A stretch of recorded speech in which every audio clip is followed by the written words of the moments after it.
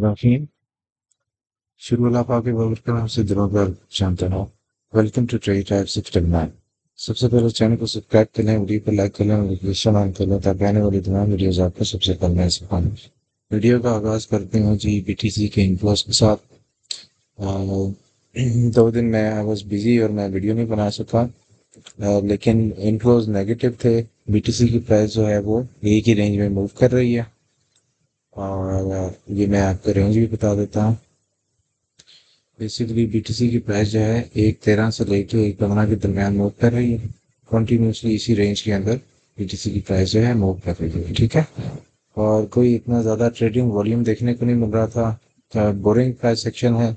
लेकिन जो सिनेरियो नज़र आ रहा है वो यही चीज़ है कि बीटीसी इसको ब्रेकआउट कर जाएगा, इस रेजिस्टेंस को, और ऊपर के लेवल पे चला जाएगा। अगर हम इसी के साथ लिक्विडेशन लेवल्स पे चेक कर लेते हैं कि 1 वीक की टाइम फ्रेम के ऊपर क्या लिक्विडेशन है। अगर 3 डे के टाइम फ्रेम पे आप देखते हैं तो आपको बहुत क्लियरली नजर आता है कि प्राइसेस जो हैं वो 1.15 1.16 के ऊपर बहुत सारी लिक्विडेशंस बना रही हैं, ठीक है। इसी तरह 1 वीक के टाइम फ्रेम पे देखते हैं, क्योंकि 4 दिन ऑलरेडी गुजर चुके हैं और जो है वीक का एंड होने वाला है, तो वीकली लेवल के ऊपर हमारे पास जो लिक्विडेशंस हैं वो वो 1.11 1.15 के ऊपर लिक्विडेशंस है।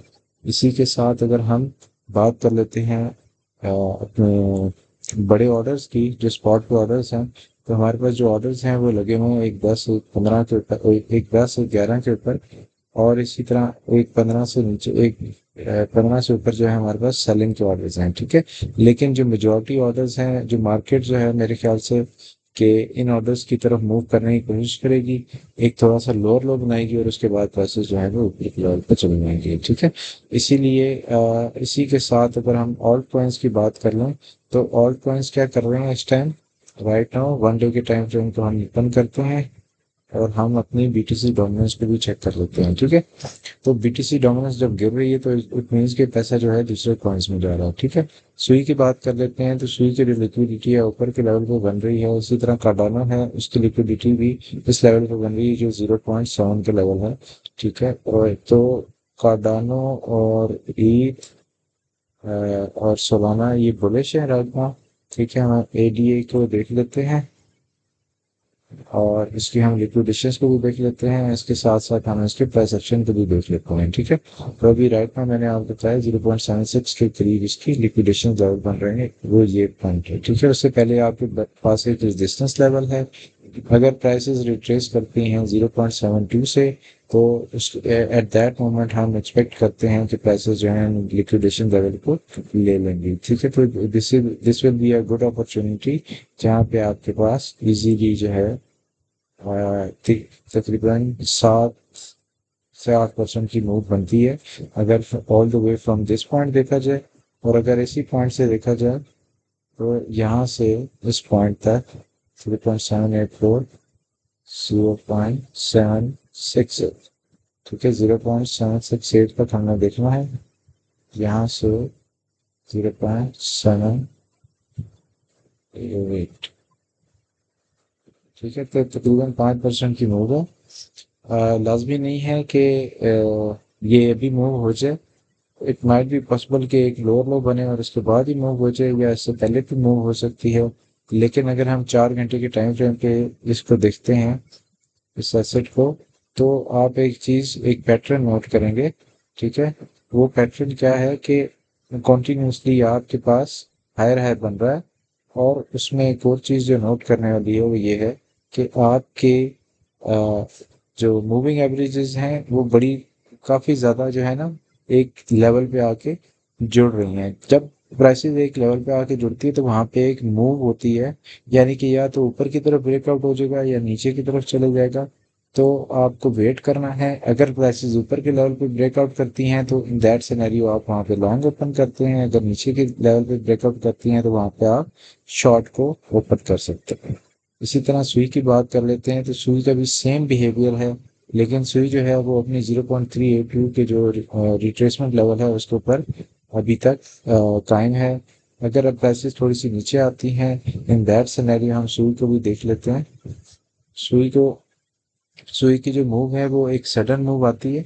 और उस केस में भी अगर 1 वीक के टाइम फ्रेम पे देखें तो 3.6 के ऊपर आपकी लिक्विडिटी मौजूद हो। अच्छा, इथेरियम की बात कर लेते हैं। इथेरियम क्योंकि ऑल कॉइन्स को मूव करवाएगा, तो इथेरियम की बात करना ज़रूरी है। इथेरियम बहुत ज़्यादा इस टाइम स्ट्रॉन्ग बिहेव कर रहा है, और अगर हम इसको एज अ लाइन चेक करें तो आपको नज़र आएगा कि एक इसने 3721 के करीब गई प्राइस, उसके बाद उसने एक वहां से रिट्रेस लिया, दोबारा उसने कोशिश की, रिट्रेस लिया, अब ये एक चैनल में मूव कर रही है। ठीक है, इस चैनल में इस तरह ऊपर जाने की कोशिश कर रही है। और इथेरियम के साथ हम इसकी लिक्विडिटी भी देखेंगे ताकि हमें थोड़ा सा आइडिया हो जाए कि प्राइसेस लिक्विडिटी आपके पास 3752 के ऊपर लिक्विडिटी है।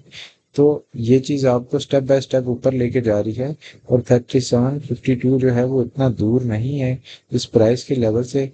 तो हम एक्सपेक्ट करते हैं कि इथेरियम में भी एक मूव आएगा जो कि इस लिक्विडिटी को ग्रैब कर देगा। ठीक है, लेकिन अगर तो बीटीसी यहाँ से गिर जाता है सडनली, सडनली एकदम से एक जैसे यहाँ पे एकदम से प्राइसेस गिरी थी, इन दैट सिनेरियो बाकी कॉइन्स भी नीचे के लेवल पे आएंगे और थोड़ा सा रिट्रेस करेंगे। इन दैट सिनेरियो आपके पास जो लिक्विडिटी लेवल्स हैं वो 3500 पे हैं।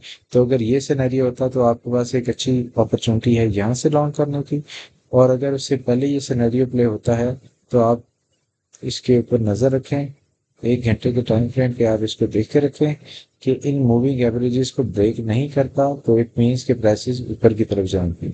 राइट नाउ इस रेजिस्टेंस के ऊपर है प्राइस।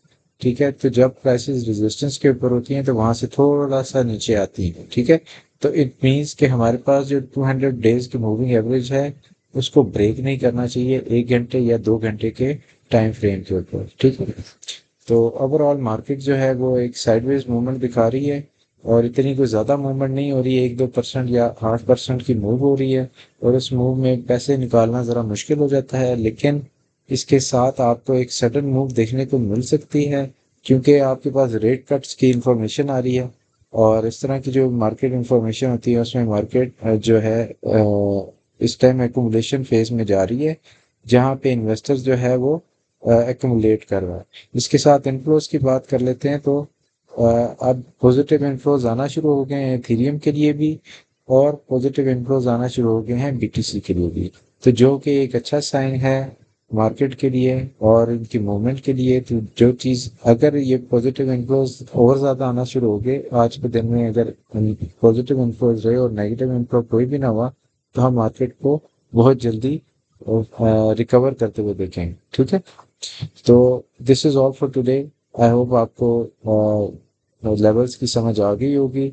इससे ज़्यादा अभी कोई मज़ीद इंफॉर्मेशन है नहीं मेरे पास जो मैं आपसे शेयर कर सकूं, और जो ही मेरे पास कोई अपडेट आती है मार्केट की तो मैं आपके साथ ज़रूर शेयर करूँगा। Thank you very much.